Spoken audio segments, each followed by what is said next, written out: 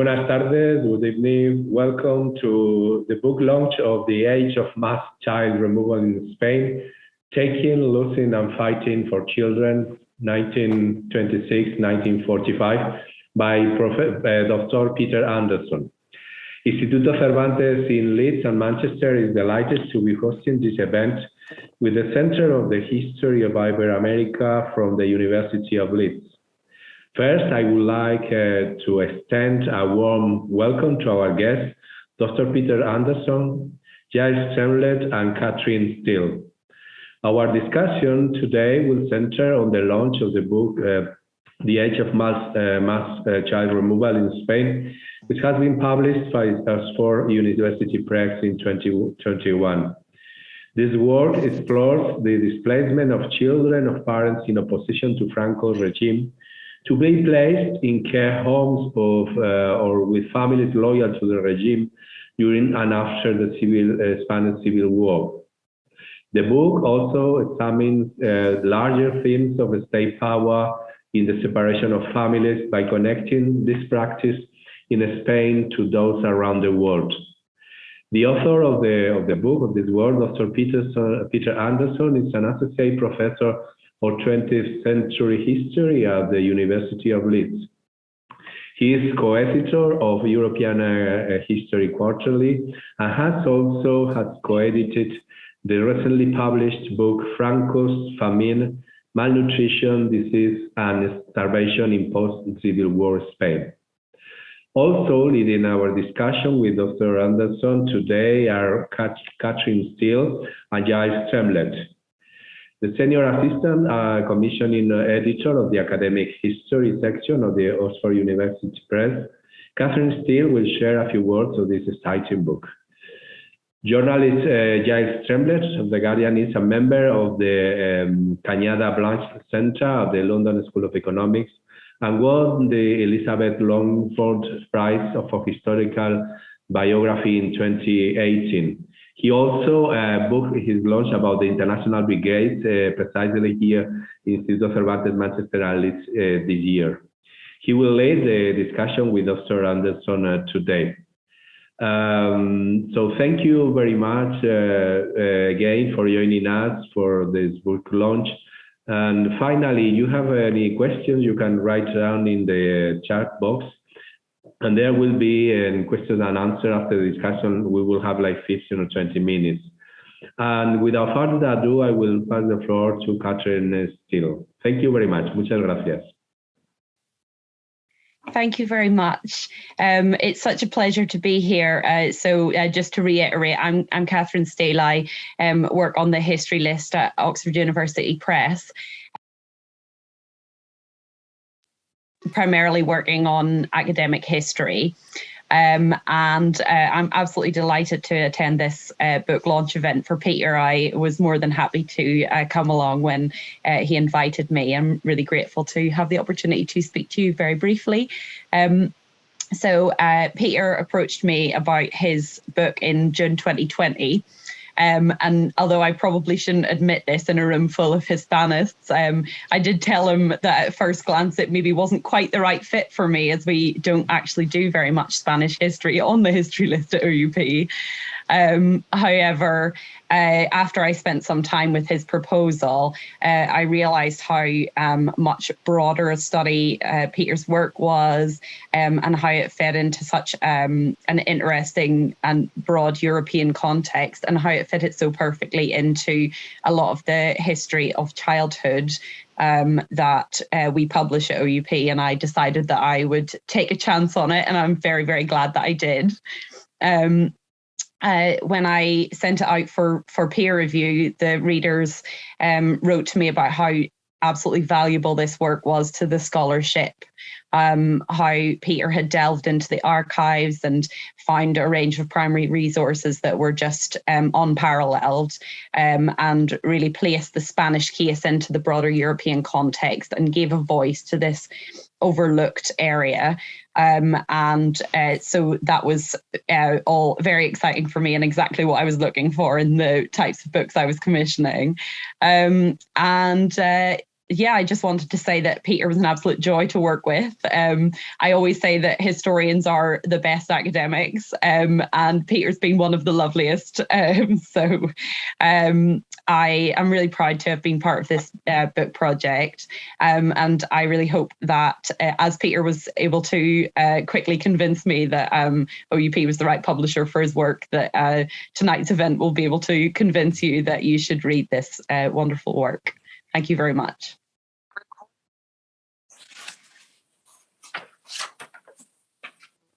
Well, thank you, Cathryn. I'm glad that you're turned on to Spanish history. May it stay that way. There's a lot more. And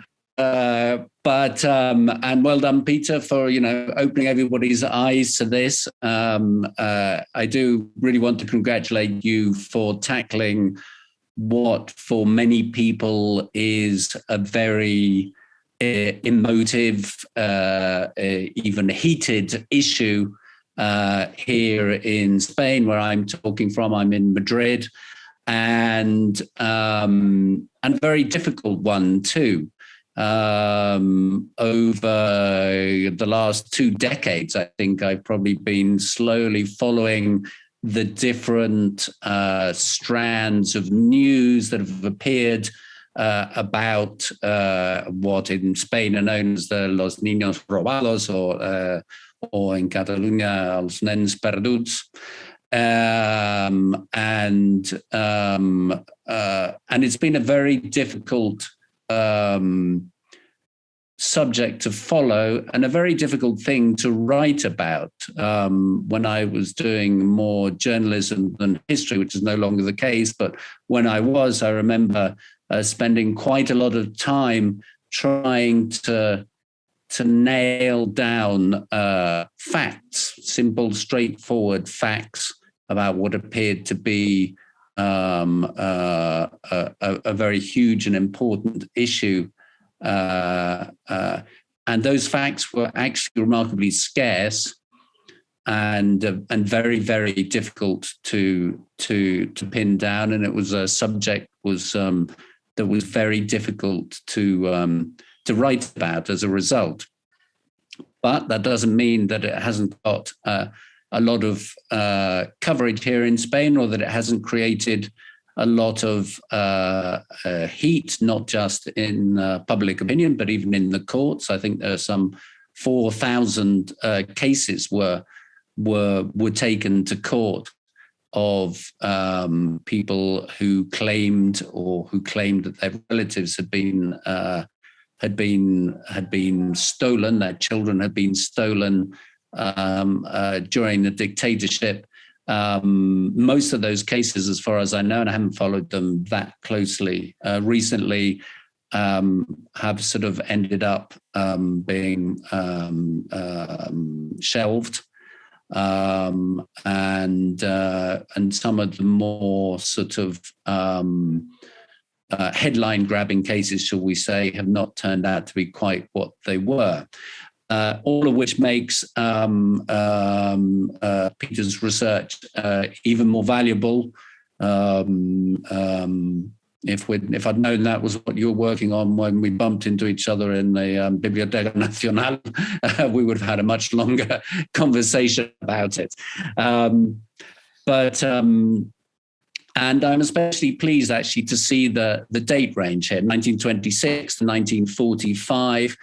And what we've already seen, which is that what Peter's doing here is actually fitting what's happened in Spain into a much wider European-wide, or in fact Western world-wide, if you want, phenomenon. Because just as the removal of children was becoming a sort of state policy in Spain, well, so it was also becoming a state policy in many other places, from the United States and Canada to Australia and all around Europe. And one of the great things that this book does, Peter, is fit this element of Spanish history into the into the wider context, which also actually is something which thankfully is going on more broadly as far as quite a few 20th century issues, shall we say, in Spain are concerned, where we don't only look at these things through the prism of, let's say, Francoism or the Civil War, but we also actually ask the question, how does what happens in Spain fit into the wider currents of what's happening, what was happening in Europe or elsewhere at the same time. And as a result, in this book, we don't really get to the Civil War until more than halfway through, and we don't get to Francoism until after that, which I think is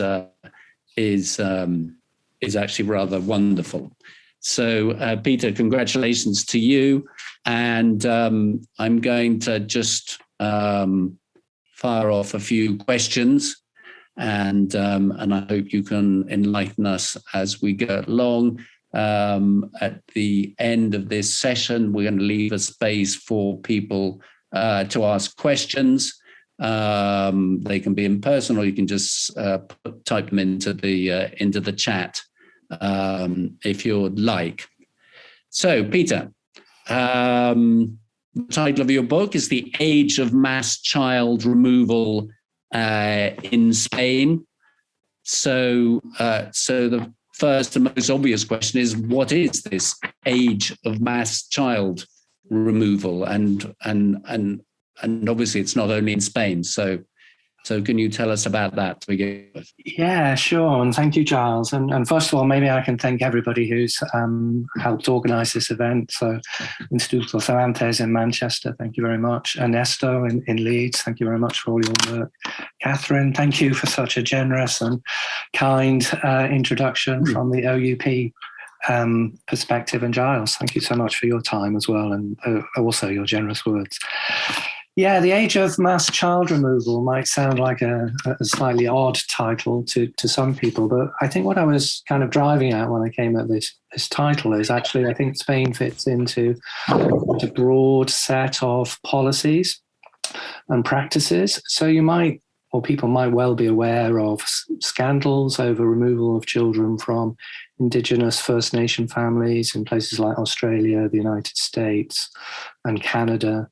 Often children taken away to remove them from their culture to try and make them either more white or more Western, and so on. So a whole set of practices there that have been in the news for many years, I think. There's also a whole series of scandals around people like Bernardo, who was I'm sure many people know, was a kind of charity philanthropist working in London who removed a lot of children from parents.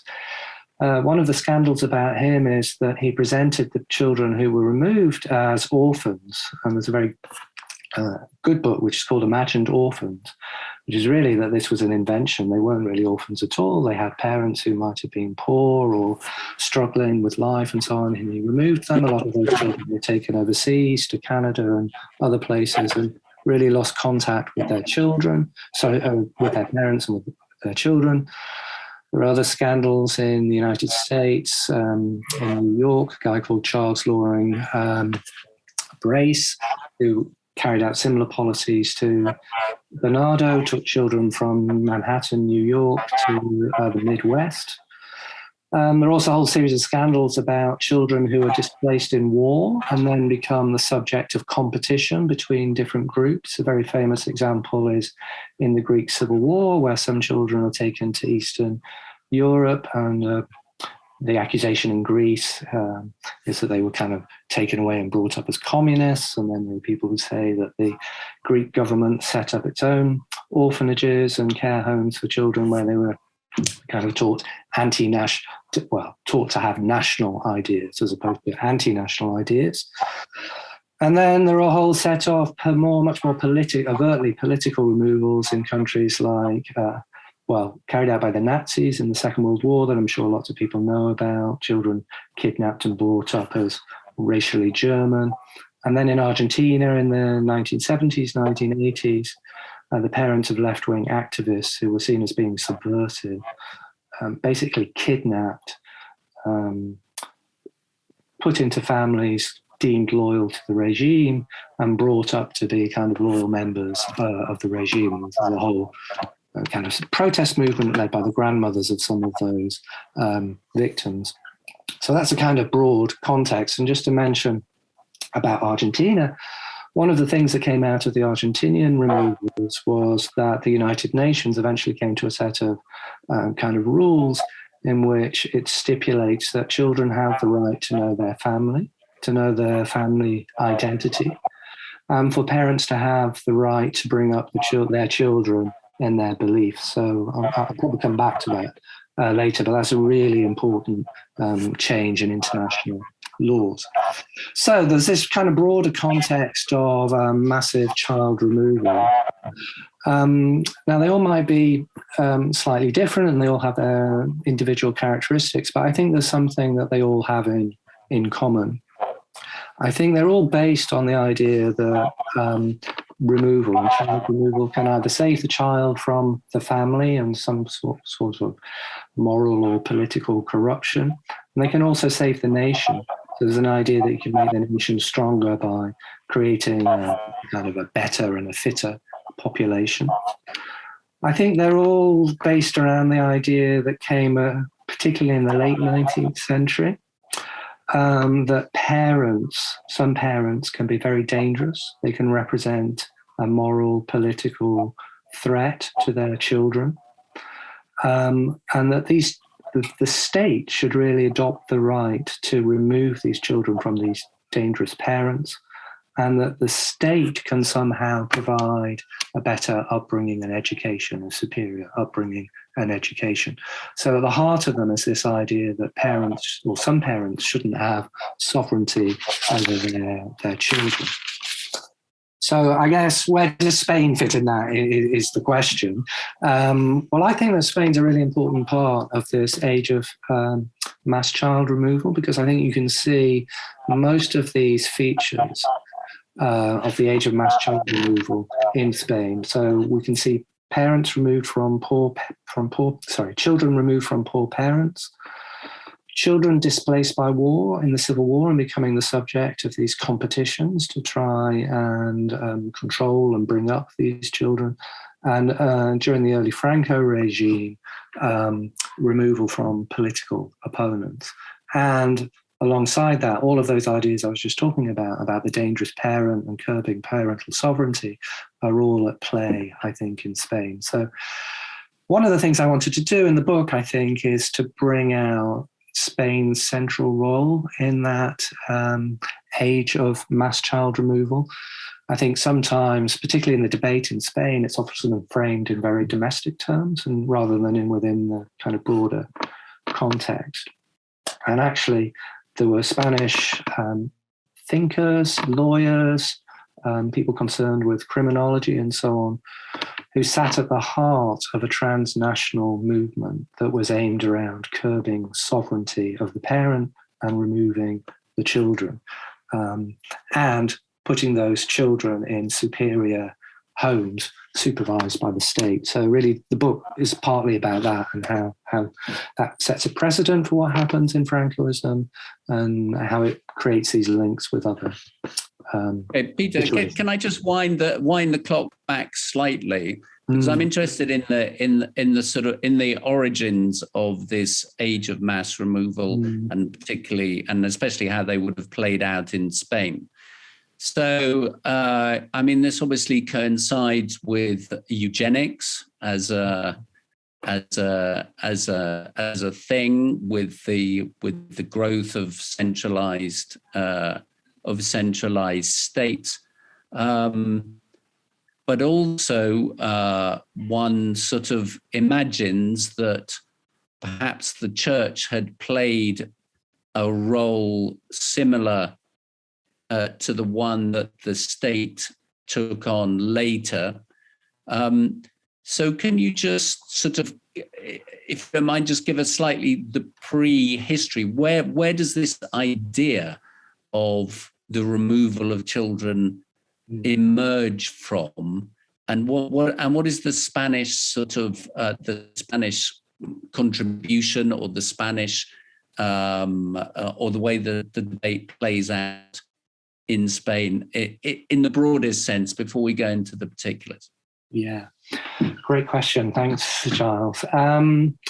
I think there are two areas that I would point to in terms of the origins. One is the Enlightenment, and the second one is industrialization. So I think the Enlightenment brings a new focus on rational parenting, if you like. So I think there's an idea amongst a lot of doctors and people who are interested in child development that prior to the Enlightenment, there were a lot of superstitious practices carried out by parents. Maybe they gave their children odd food, like, I don't know, too much cake or too much alcohol, things that wouldn't help them grow and develop. And I think with the development of the Enlightenment and a kind of focus on rational medical science, there was an idea that certain forms of parenting were better than others. So there was an emphasis on, I don't know, breastfeeding children or babies, for example, developing what they thought of as a rational diet.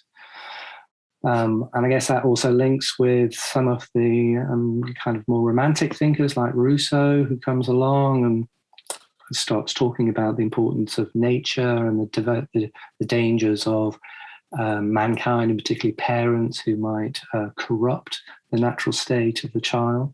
So there's that kind of interest bubbling away, which is kind of a precedent for saying that some parents bring up their children well and some bring up their children badly.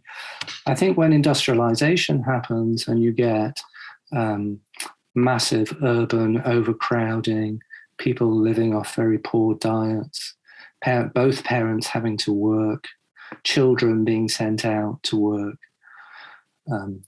A lot of children being sent out to work is kind of compared to child slavery and so on. So there's an idea that children have to be saved from these parents who are endangering their health, endangering their morals by putting them in living in close quarters with criminal elements and sexually promiscuous people. They're at danger of parents who exploit them in the workplace. All of this kind of leads up to this idea that there are some parents who really shouldn't be in charge of their children.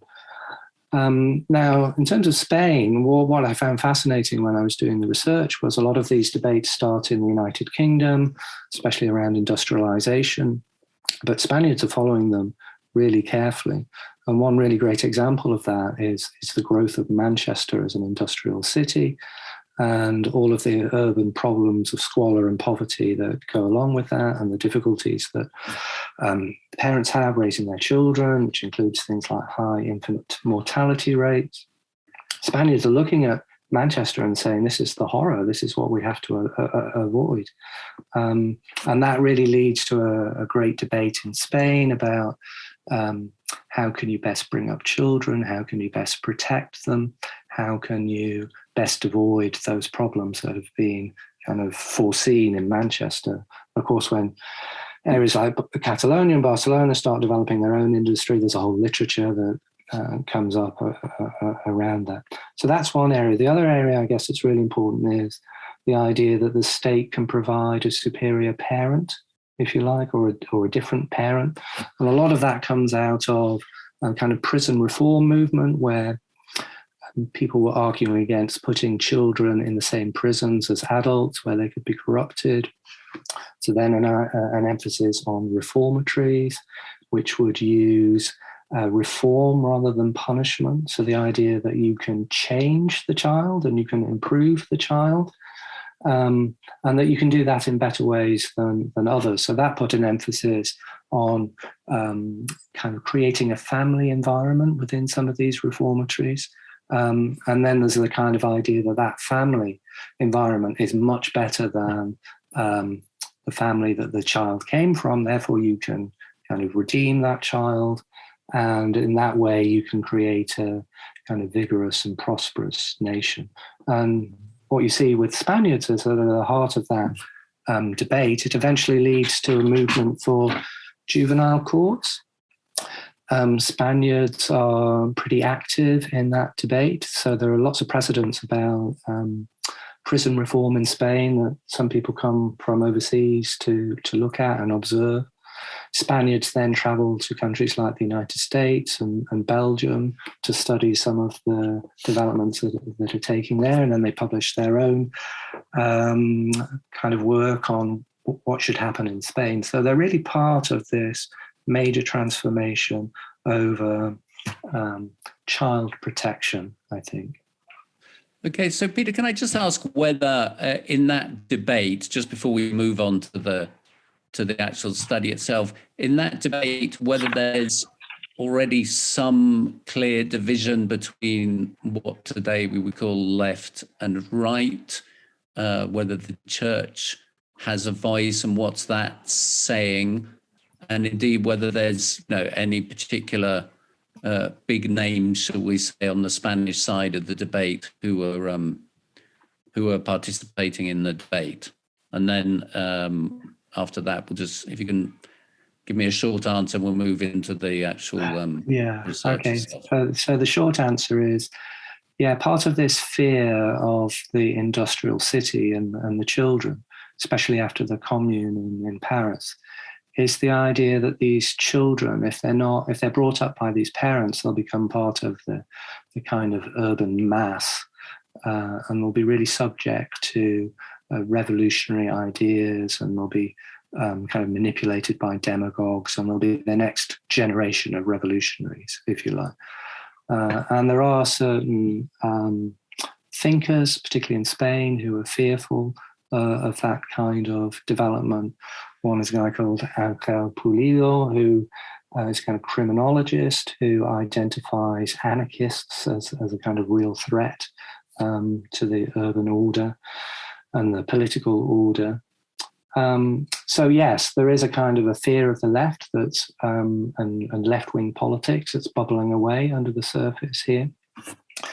In terms of the church, I think the church in Spain is absolutely central to a lot of these developments, and particularly around a group of Catholics who are associated with social Catholicism. So social Catholicism is essentially the idea that the church should be involved in trying to alleviate suffering on earth now before anybody gets to heaven, and they became very involved in social justice issues and law and order issues, welfare issues.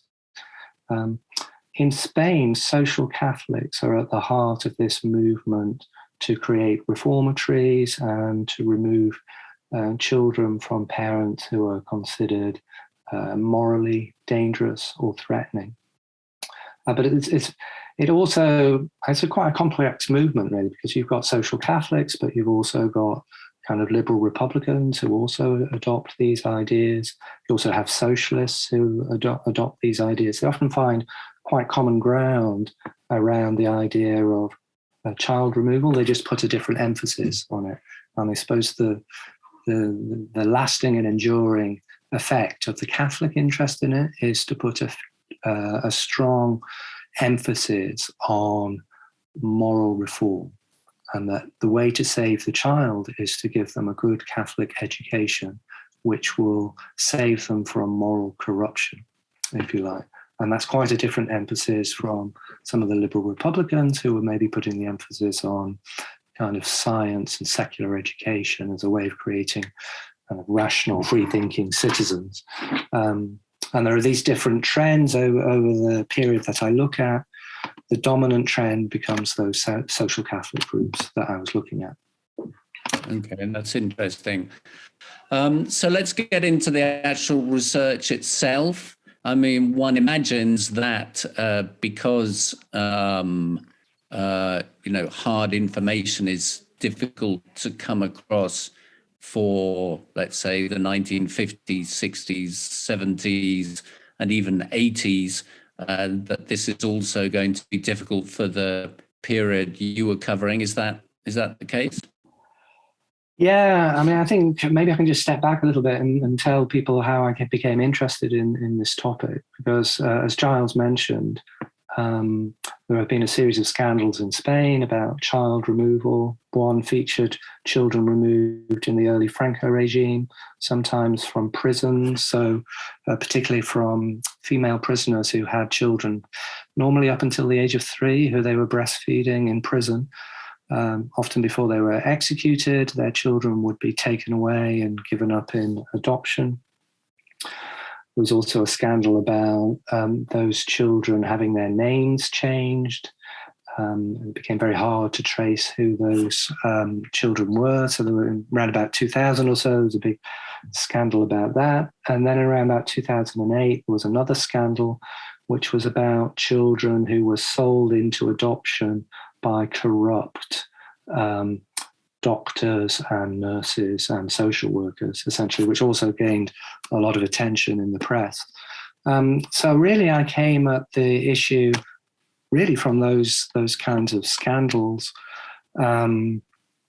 and thinking, well, it was another thought I had, which was also about children's history. And, you know, it's really important to study children because they're often a neglected group within historical study. People tend to study adults. So I was really looking to study this issue of child removal. The problem with it was, though, it's really difficult to research. So obviously people who are in prison removing children from parents who are about to be executed rarely leave a documentary trail. In fact, they did the opposite. They did everything they could to try and cover this up. So the documentary record is really sparse, and historians like Ricard Vignès, who's done some excellent work, often relied on oral history or testimony and memoir to try and recreate or reconstruct what happened. And then with the children sold into adoption, it's proved incredibly difficult to get any information at all about that, basically because the whole thing is riddled with cover-ups, archives are closed, birth certificates are forged. Some of the cases can't be heard because they're said to be too much time has passed since the crime was committed and so on. So it becomes really difficult to research that. So what I was looking for was a way of exploring this really important history of child removal in Spanish history that could be documented. So that was quite a challenge because I spent some time thinking, how can I do this, and looking in various archives. And then I remembered that I'd read one memoir by a woman called Carlotta O'Neill, who was a kind of communist activist. Her husband was killed at the start of the Civil War, and she was imprisoned. While she was in prison, her children were taken away and they were put in the care of the Juvenile Court. And the Juvenile Court placed these children within a religious care home. And she writes quite movingly in her memoir about how this was an affront to her because her children were now being looked after by the very people who had killed her husband, if you like, and they were being brought up in these Francoist ideas, which represented everything that she opposed. So really, I got thinking, well, okay, so that was the Juvenile Court that removed that. And it's kind of interesting that nobody was talking about the Juvenile Court amongst the historians. Some people did, and if they did, they talked about one of the functions of the Juvenile Court, which was to prosecute child delinquents. But another power the Juvenile Courts had was to remove children, as happened to Carlotta O'Neill. So then I thought, well, this is really interesting. I have to go and explore this. And I went looking for the Juvenile Court records. They're incredibly difficult to track down, and often there are some cases where they are available. Zaragoza comes to mind. In other places that I traveled to, Palencia, for example, I went. Officially, they had them, but there weren't many records left. I went to Barcelona. They have them, but they wouldn't let me see them. So it was proving quite difficult. But eventually, I ended up in Madrid, and in the National Archive near Madrid, they allowed me full access to the Juvenile Court records between 1926 and 1945.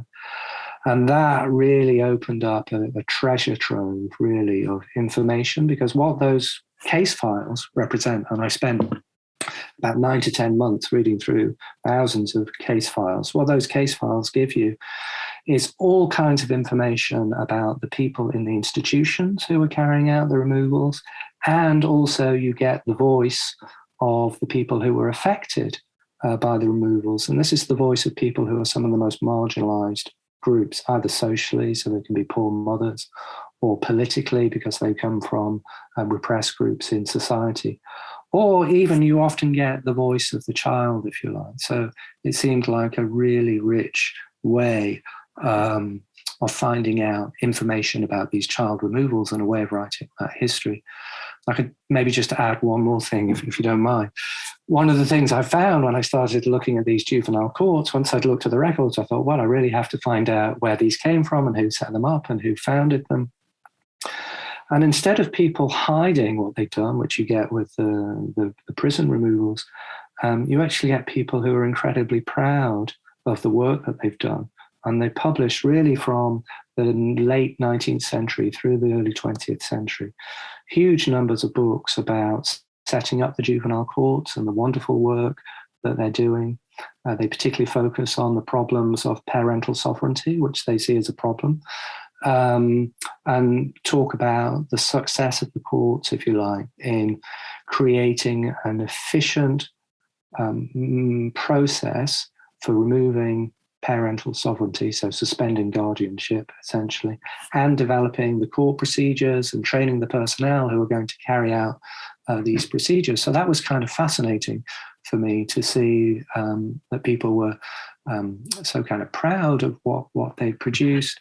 And also in that process, I could see the origins of the people who were actually carrying out the removals in the 1940s and the late 1930s.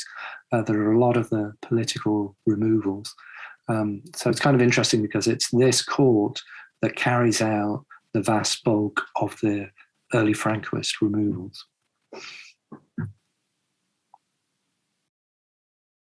So perhaps you can tell us then what changes with the Civil War and the Francoist victory. What is there a transformation in the personnel in the courts? Are there any legal changes to what they're meant to do, or is it just? And I presume there's a huge practical change in what they're doing because they then have this sort of huge collection of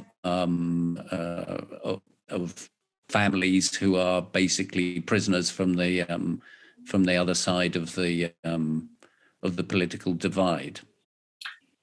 Yeah, so what really surprised me was the continuity, really. So what you see in the 1920s and the 1930s is a group essentially of social Catholics who are the judges, and they are the people carrying out the investigations and the social work, who are focused on poor, socially marginalized families. So there are a lot of single mothers who are living in poverty, who maybe are considered inappropriate parents because they may be living with their boyfriend, lover, or whatever. So a lot of those cases occur in the 1920s, and it's all infused with this Catholic morality, I think. What you get in the Civil War are some quite radicalizing experiences, I think. So if I just tell you a little bit about some of the court personnel, there was a woman called Elisa Berenguer, who was a family visitor. So she went and looked at the children. She was a devout Catholic. She wrote a book about some of the great Catholic charity workers in the 19th century in Spain. All around her in Madrid, she's seeing anti-clerical violence, churches being burned and so on. That's part of the process of what the Civil War means for that person. There are other people who are kind of judges and judicial officials who are heavily involved in Catholic organizations. There's one man whose brother is executed in the Civil War. The guy who becomes the judge in the post-Civil War period in Madrid was somebody who was imprisoned at the start of the Civil War. In August 1936, he's almost dragged out of the prison and shot. So a lot of people have these really tremendously violent personal experiences. Aside from that, I think during the Civil War, there's a huge conflict over the care of children. And there's a huge propaganda battle that takes place that kind of radicalizes attitudes towards children and childcare. So Francoists during the Civil War talk about the Republican side taking children into secular schools, depriving them of any kind of moral judgment or guidance, not caring for them properly. So there's a whole propaganda campaign about who best looks after children in the Civil War. And the Francoists say that they set up great care homes and so on. And they say lots of children in the Republican side are given free rein and they're not controlled properly. And what they need is careful supervision and re-education, essentially. So what that means in the post-war period is that a lot of the judges and the judicial officials who have, up until this point, kind of concentrated on the poor, begin to associate children from Republican families, or red families, as they all call them, as potentially morally dangerous. So there's a conflation between being red and being secular and being immoral. And that means that when children come before them in these courts, they're automatically looking for children from the red families, and they're all, as they call them, and automatically, if you like, starting to think of them as a problem and the parents as a problem. So I think that's one of the fundamental changes between the 1920s and the 1930s. So there's a much more kind of radical and aggressive attitude towards these children. But I'm not sure how far I would go in saying it's a major transformation, because it's still based around the idea of Catholic morality and guiding children and saving them, if you like. Okay, so I think I'd like you to just sort of address the subject of whether things become vengeful and nasty. And perhaps you could also address at the same time, talk about a couple of people who are involved in the post-war years, the two Ramones, Ramon Albó and Ramon Alberola, who were working in Barcelona, and who I understand are heavily involved. Yeah, that's a really helpful question. Thank you. So these two people are really interesting in thinking about this question of kind of continuity and change. Maybe I can start with Ramon Albó, who was the head judge in Barcelona. He's a really interesting case because he first becomes active in the 1890s. You can trace newspaper stories to him in the 1890s, where as a social Catholic, he's really interested in issues around social housing and trying to get people in working class areas decent housing. He also becomes really involved in issues around prison reform and the juvenile courts. He's very friendly with a judge in Belgium, a guy called Judge Wirtz. They interchange a lot of these ideas. He writes a lot of really passionate books about how we have to take children away from the industrial slums, if you like, and we have to put them in a different environment, often a countryside environment or an environment with healthy light and good food, and most particularly away from their parents. And he comes up with this idea, which is completely current at the time, that there's no such thing as the criminal child, but there is a criminal parent. So he really says that, children are innocent, they can become corrupted by dangerous adults. And what you have to do as one of the judges in the court is you have to take the child, you have to study the child, you have to analyze the child, you have to find the ways in which they've been corrupted, and through a slow, measured program of reform, you can kind of redeem this child. So he's absolutely immersed in this whole kind of transnational movement around the juvenile courts. He's still the judge after the Spanish Civil War, and you can read his memoirs. He published them quite freely, and you can read his annual reports on the work of the juvenile courts. And really what he says in those courts is, in those works, is that during the Civil War, there was a complete moral collapse. Children were abandoned, left to their own devices.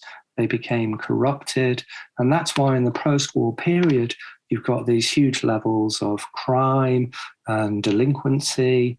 And what we need to do is take these children, put them into Catholic care homes, and within a short period of time, or within some period of time, these children could be reformed and redeemed. And that was really part of what he saw the whole purpose of the Civil War as a crusade, I think, to transform Spain and to save it from degeneracy and to make Spain a kind of great and strong nation. And his focus for doing it was through this kind of child war. So I think he's a really good example of that kind of continuity with some radicalization. And Alberola, who was in Madrid, basically comes from a similar background. He has a legal background, strong involvement with Catholic political groups. He's the guy who's imprisoned in the Civil War. He's the guy who oversaw the case of Carlotta O'Neill, the woman that I was talking about before. And what he says to her, and I've actually read the court document, which I'm not allowed to cite particularly because it gives her name away. But anyway, what he says to her is that it's dangerous to keep children in red homes because in red homes, children can receive no dignified example. And that's the kind of the basis, if you like, or a starting point for some of the removals that he or his court carry out. So obviously the experience here is of the children. So what do they have to say about it? And how does this play out gender-wise? Because is it the same for boys and girls?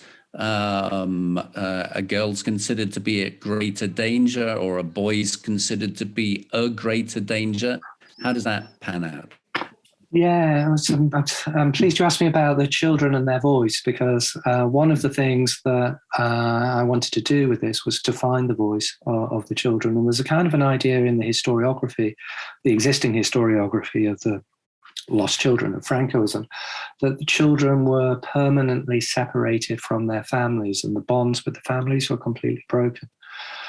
Which I think in many cases is probably true, but there's a slight danger, I think, with that argument, because it kind of says that children and families don't have much agency. And what you find with, in some of these cases, is that children themselves, and mothers actually, are working quite hard to try and maintain bonds.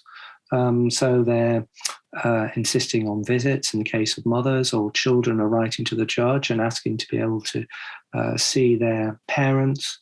All kinds of ways. And another great way in which they do it is they simply escape.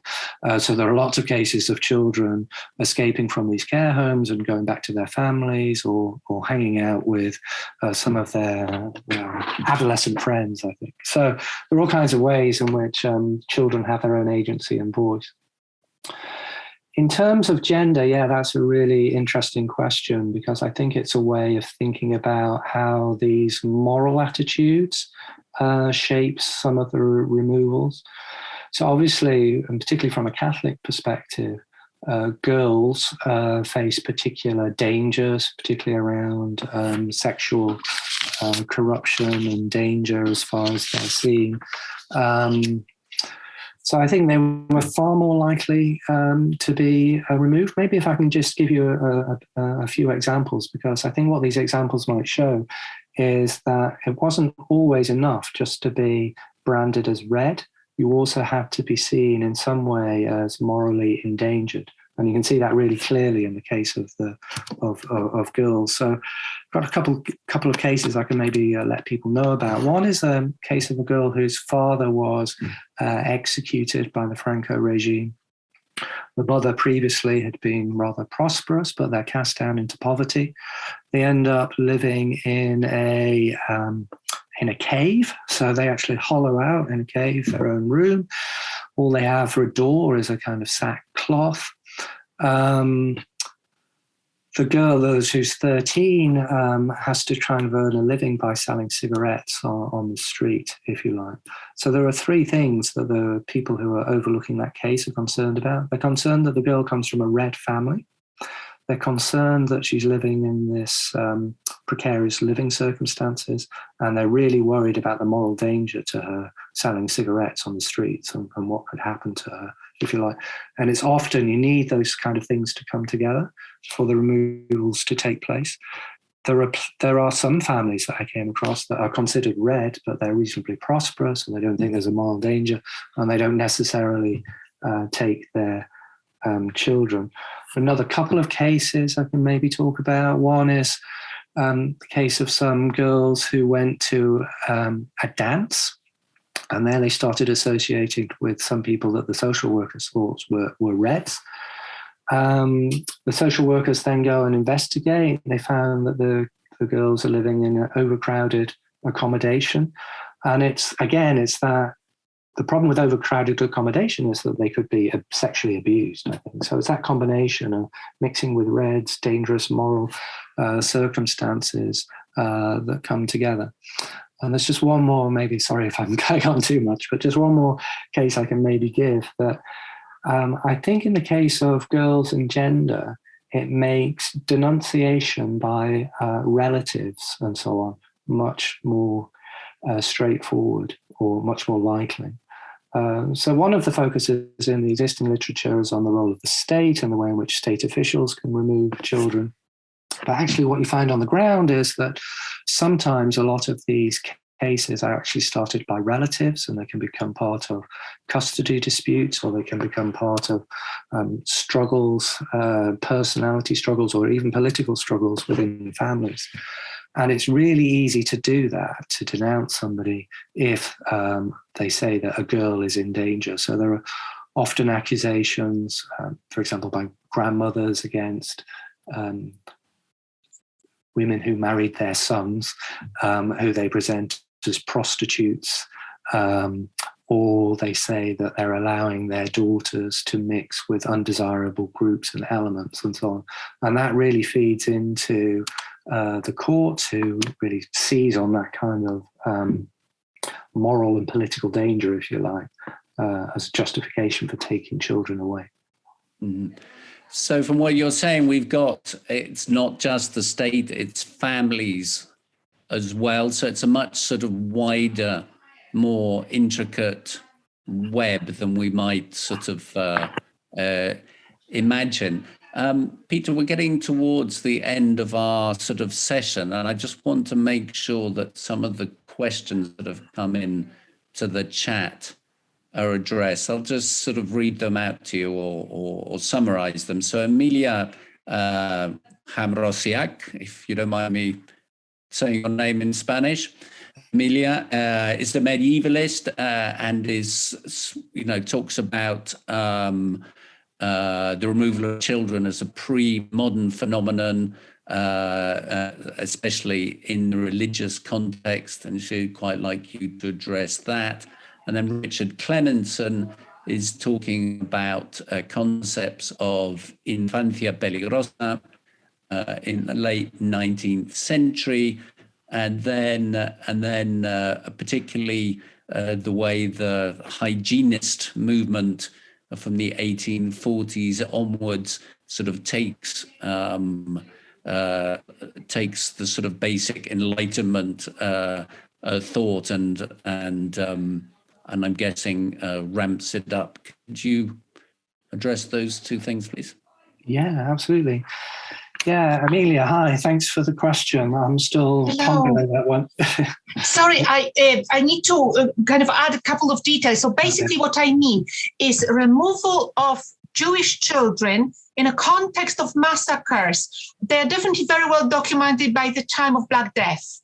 So parents are killed but the children are not, and they are baptized. This kind of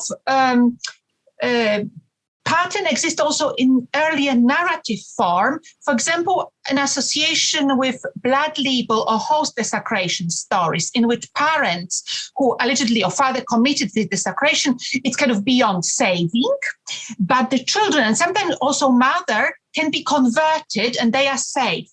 So, of course, this removal of Jewish children is always associated and for the purpose of conversion. And of course, they stop them being Jewish. So I wonder, because that's obviously in a very different context, but would you at all consider that there are also patterns and ideas, particularly to do with corruption and identity, that are pre-modern, that in a sense, I'm not saying there's any direct line, but we can also consider older practices and not seen as a starting point with enlightenment. Thank you. Yeah, thank you. Maybe I have to hold my hands up a bit. I already worked really hard to kind of cover the period from the Enlightenment and so on, and to look across lots of different countries and so on. It was quite a lot of work. So yeah, I probably should have gone back to the pre-modern period, and hold my hands up about that. I think these ideas of kind of conversion and so on, and identity, obviously have a long history. I wonder if I can stress the modern side of it a little bit, because I do think it is a slightly different discourse, and I do think it's a different context. And one aspect of that, I think, is the idea of this mass society, that you've got huge numbers of people who are considered to be potentially dangerous, and they're understood through a kaleidoscope of different ideas that are really influenced by scientific thinking. So, if I were to talk about the science of infant mortality and breastfeeding and so on, about the criminologists who are trying to explain the rise of urban crime, about the racial theorists who are trying to look at hierarchy between races and so on. All of these things make a difference. Another difference, I think, would be nationalism. So the rise of this really ferocious national identity that's at the heart of a lot of these discourses that you see, particularly around saving the nation. And within the context... Peter? Yeah. Peter, I'm going to ask Richard Clemson to come in, if you don't mind. He was the one who was asking about the sort of hygienists and things. Yeah. If we could just let him in to comment, because I think we're sort of in the same area at the moment. Sure. And after that, I'll ask Alex Clifford if he wants to pose his question. Yeah, thank you, Giles. Yeah, my point was, Peter, that it seems to me that there's an intensification of those Enlightenment discourses and those discourses on industrialization with this notion of the infancia peligrosa, which emerges at the end of the 19th century through to the 20s and 30s, when criminologists are very concerned about children falling into the arroyo, or the kind of gutter, where criminals can prey on them, prostitution occurs, in relation to poor heredity, but also a bad environment. So I'm just wondering whether the environment and whether the Enlightenment and industrialization are sufficient to explain this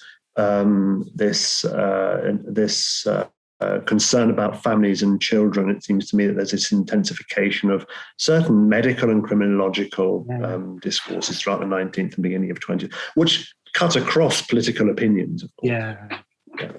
Yeah, absolutely. Yeah, there totally is. And that's something that I wanted to trace. But just to look at it the other way, maybe, Richard, I think when I put in the book proposal, people said, you've got to stress eugenics more. And yeah, eugenics is important, and there are sections on eugenics and criminologists and racial hygienists and the idea of dangerous childhoods and so on.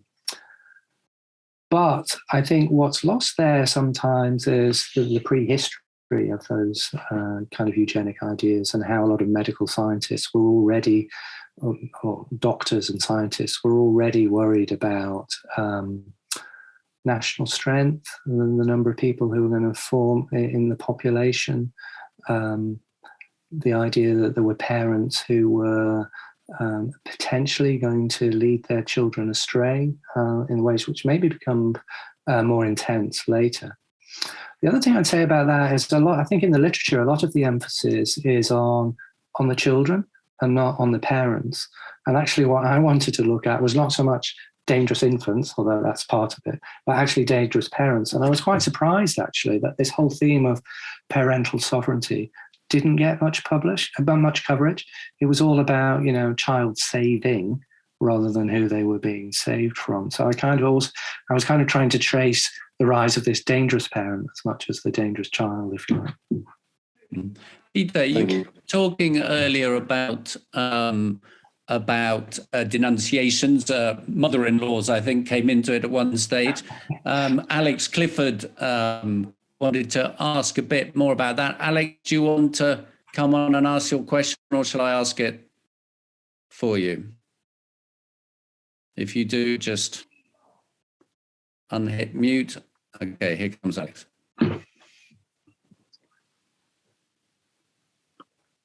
Hello, hi.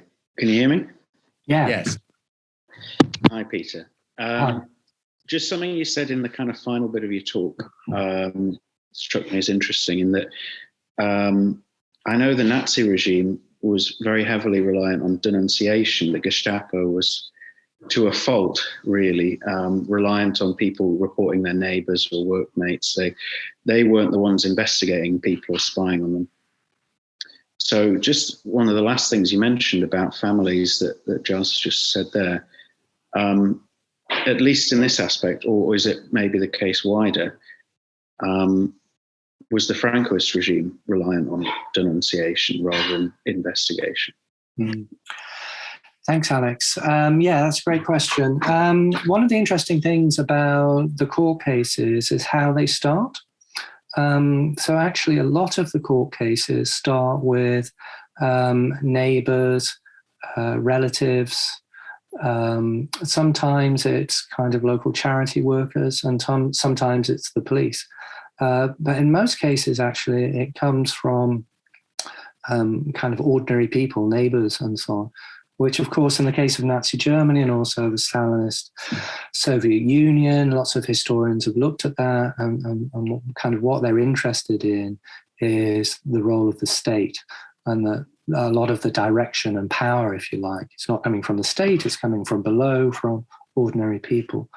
So I think you can see a lot of those elements in it. And that's one of the areas where I think that the gender issue is kind of interesting, because that's one area where relatives and other people are really contesting, if you like, how those girls should be educated and brought up. I guess another aspect is just how this whole process of setting up the court kind of unleashes all kinds of struggles. So one of the things that struck me about the 1920s and the 1930s was just how many of the disputes were between either parents who didn't get on very well. So mothers often found that denouncing their husband could be a good way of getting maintenance money, or just simply getting rid of this unpleasant character in their life. Equally, you often get conflicts between grandparents and mothers, often played out through the courts. Sometimes, as I said earlier, it's kind of personality disputes. Sometimes it becomes completely involved in kind of political struggles. So the personal and the political become completely entwined. And maybe if I can give you one example from the cases I looked at, there was a woman who had basically tried to separate from her husband, who was abusing her before the Civil War. She does that, but the grandparents take the child. Then during the Civil War, she joins up with some militia groups, and she goes to the grandparents and she takes the child away from the grandparents, and she starts to bring up the child herself with a lover. And then the Francoists come and take Madrid, and the grandparents are able to say to the court that this woman was associating with left-wing militia groups, and that they should have custody of the child. And they kind of use this politics and so on, the events of the Civil War, as a way of kind of finally getting custody of that child. There are many cases like that. There are also cases of children who were sent into exile overseas, into countries like France and sometimes to the United Kingdom and other places. Sometimes one of the parents also goes overseas or to other countries. Sometimes those families are divided by politics. So maybe the wife, for example, or the mother remains loyal to the Francoist side. Perhaps the father is with the Republican side. When the father returns to Spain, maybe the mother denounces him for his politics or for his childcare and so on. There are all kinds of struggles like that that take place. There are also cases, some of the more shocking cases, Communist Party members who were imprisoned, sometimes for, or given sentences of up to 30 years. Their wives are completely impoverished, so they're living in caves, and some of them, and so on. Some of them turn to sex work and prostitution as a way of earning money. Some of the husbands who are in prison kind of understand that and they're forgiving. Others really aren't, and they use the courts to denounce their wives, who they say are corrupting their children, in order to have the children taken into care. So you get lots of cases like that as well. So part of the title of the book is about fighting, I think, and struggling for children. And you get all these kind of battles unleashed, partly by the circumstances of the war, partly by personality conflict, and partly by kind of political struggle within families. So it's a really kind of messy picture, I think. And I guess one of the things I wanted to do in the book as well is to take this debate on lost children of Francoism and kind of look at some of the complexity. So what actually happens on the ground? You know, it's very easy to say that 30,000 children or whatever were removed from their parents, but how does that actually work out in practice? And what actually happened? So yes, it's a kind of whole can of worms, I think, once you get into those kinds of things. So there's a question here from Sarah. Sarah, do you want to ask the question yourself? If you do, please unmute yourself. Otherwise, I'll pass it on.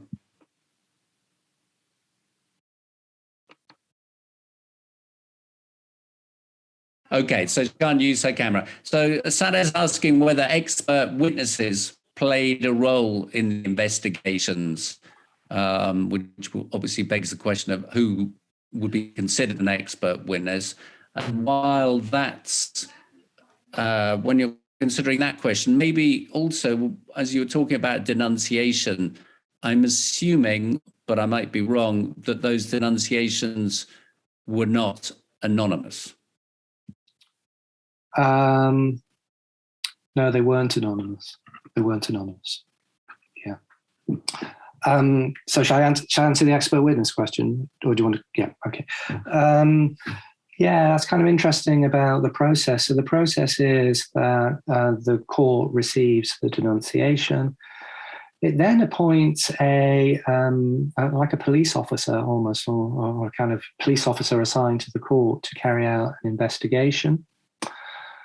They also have a body of social workers, most of whom are volunteers, all of whom are Catholics, who go to the home and they carry out their own kind of research. They talk to neighbours, they talk to the family, if the family's not hiding from them, which they often do. But generally, they kind of carry out this kind of research, so that there are a kind of a group of professionals, if you like, at work.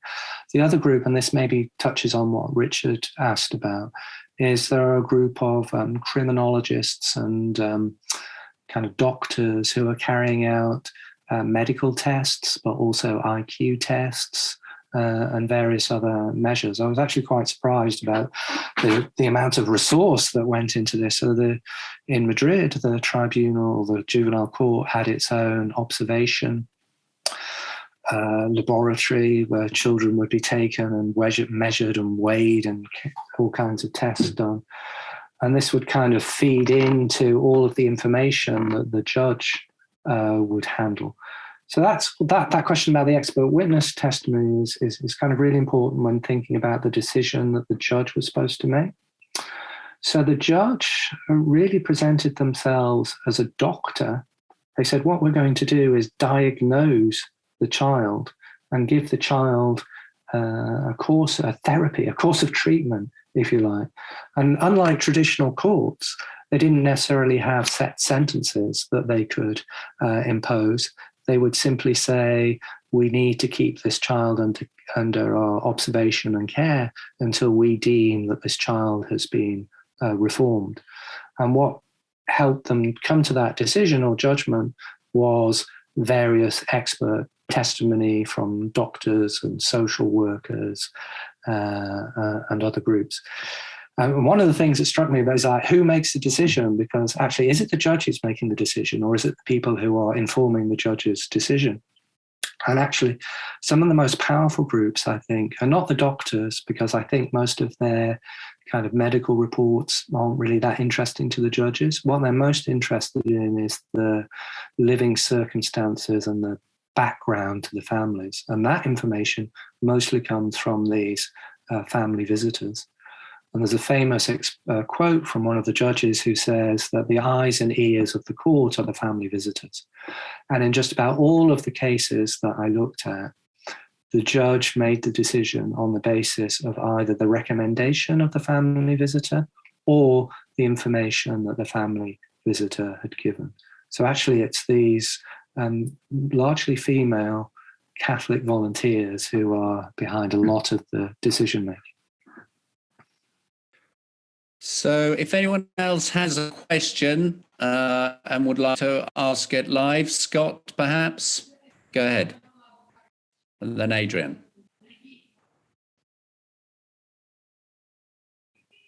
If there are no more questions, I would like to... We do have a couple of people waiting, actually. I think Scott Ramsey, did you want to ask a question, or Adrian? Oh, sorry about it. I didn't see that. Sorry. Okay. So Adrian, can I ask you then? Yeah, hi, thanks very much to the organisers, and thanks, Peter. I'm curious the extent, with reference to the Franco dictatorship especially, the extent to which the fact that these children presumably needed saving from a certain social environment or the politics of their family in the first place actually led the authorities to reflect on the shortcomings of the state, and the fact that perhaps there were these pockets of society which weren't behaving in a way that they liked, or that there were certain environments which led to this kind of behaviour. So to what extent this sort of policy of child removal in fact revealed those kind of shortcomings of the Francoist state, possibly to the people in charge of it, really, and the extent to which it led to any self-reflection, and what the practical consequences of that might have been.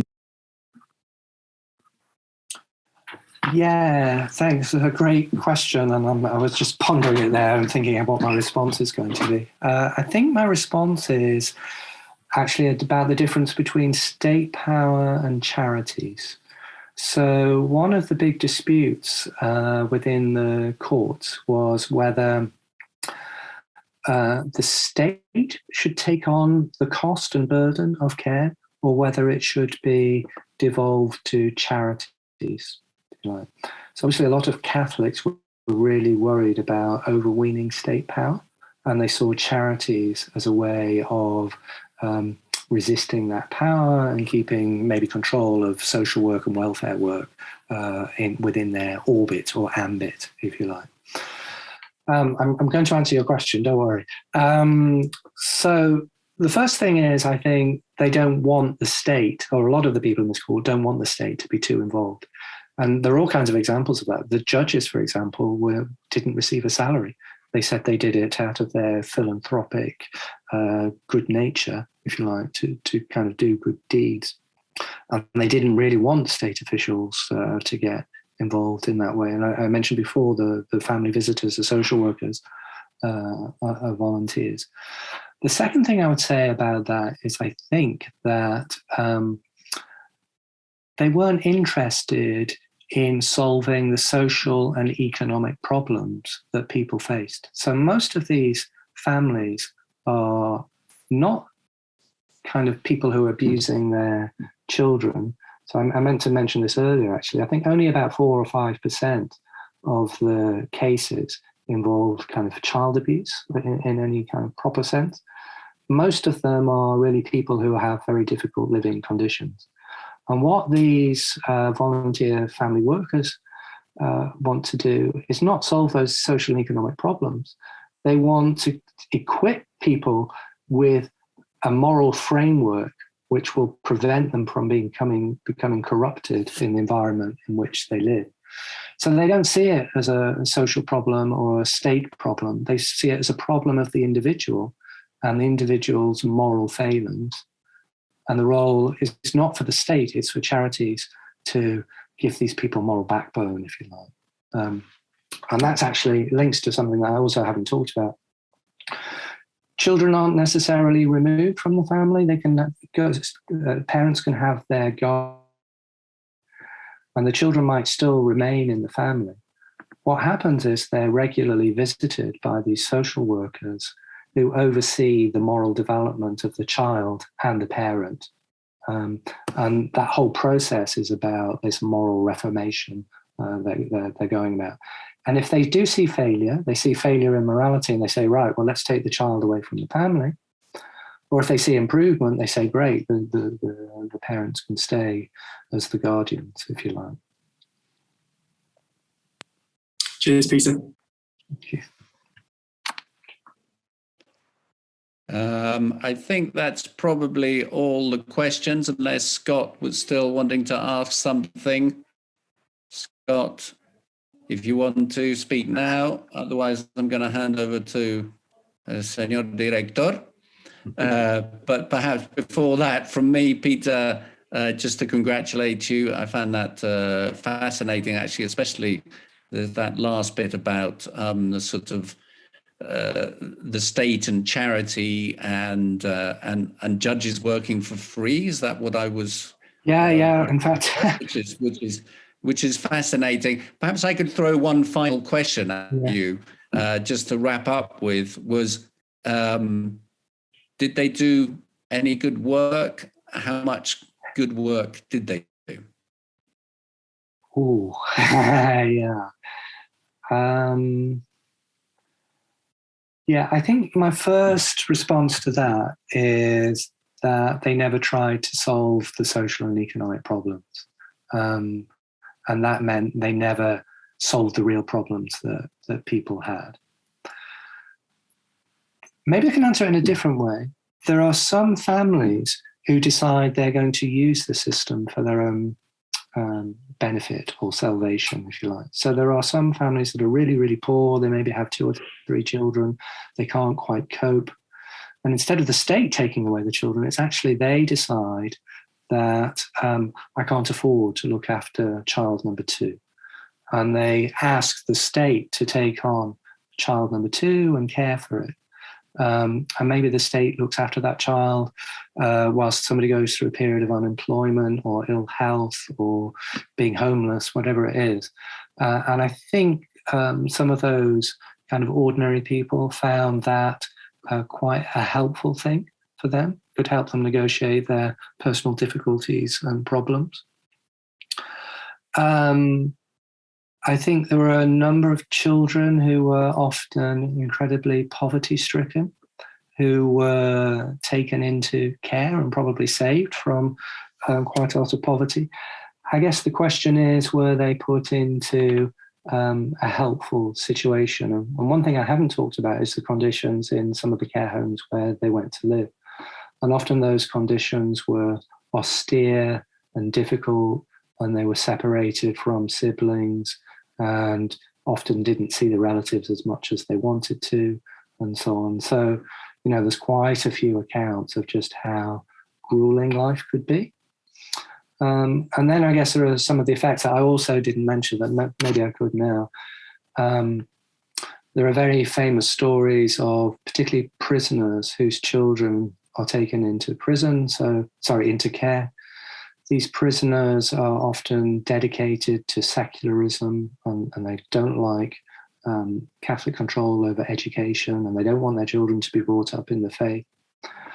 Their children, because they're in prison, the children end up in these care homes. And one of the ideas of the care homes is separation from the world. So they're often in convents, and they're places where people won't be involved with everyday life and will have time for contemplation and reflection and prayer. A lot of those, or some of those children, actually become nuns or monks or priests. So maybe that's a good thing for them. But one of the effects, as I was saying before about Argentina, is they become distant from their parents. It's not the way that their parents would have wanted them to be brought up. So I think that's a kind of another problem I could maybe highlight to finish with.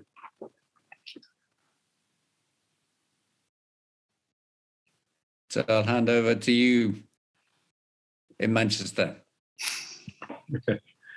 Thank you very much, Peter. Giles, it was a fascinating talk, fascinating topic with very complex at the same time, but very, very necessary and very essential to understand the history of Spain, this period, which is very, very complex. Thank you to our audience for being with us tonight. It is our last event of the year 2021. And then what I wish to you all is a Merry Christmas, and we see next year again. Thank you. Buenas noches. Thank you, everybody.